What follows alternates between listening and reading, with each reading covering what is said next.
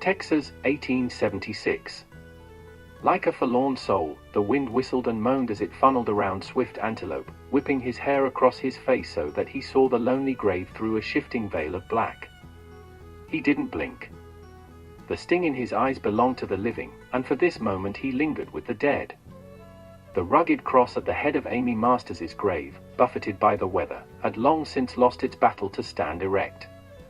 He studied the crudely carved lettering in the wood, nearly obliterated by the hand of time, and wondered if the words sang Amy's life song.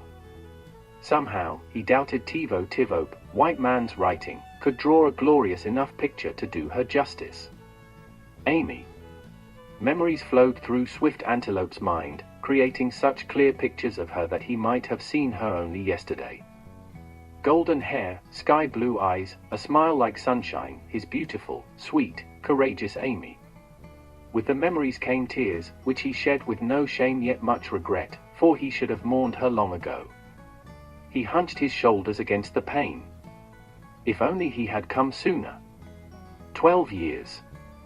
It broke his heart to imagine her waiting here, bound to him by a lifelong betrothal promise, only to die before he could fulfill his part and come for her. Henry Masters' words, addressed to Swift Antelope only moments ago, rang inside his head. She ain't here, you filthy Comanche. And it's a blessin', if YA ask me, with the likes of you coming to court her. Cholera got her 5 years ago. She's buried out back, behind the barn. With an unsteady hand, Swift Antelope straightened the cross that marked Amy's grave, trying to visualize what her life must have been like, waiting for him on this dusty farm. When she lay dying, had she turned her gaze toward the horizon, hoping to see him there? Had she understood that it had been only the great fight for his people that had kept him from her side? He had sworn to come for her, and he had. Only he had been 5 years too late. Swift Antelope knew he should climb back on his horse and leave.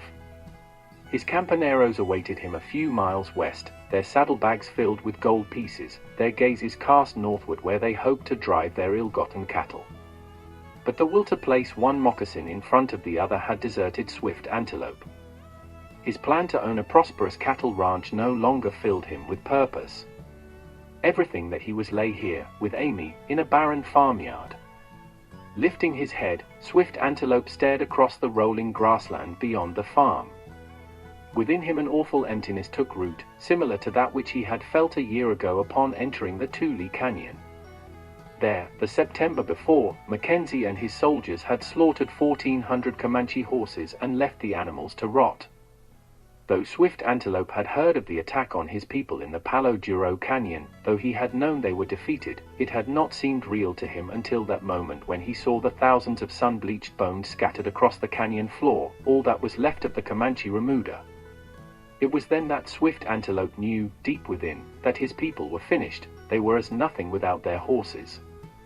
Just as he was nothing without Amy. Pushing to his feet, he pulled his knife from its scabbard and slashed his cheek from eyebrow to chin, his final tribute to the spirited Tosi girl who had touched his heart with so much love. His blood dripped onto the mound of her grave. He imagined it being absorbed into the earth, mingling with her bones. In this small way, a part of him would be here with her, no matter how far he might travel or how many winters passed.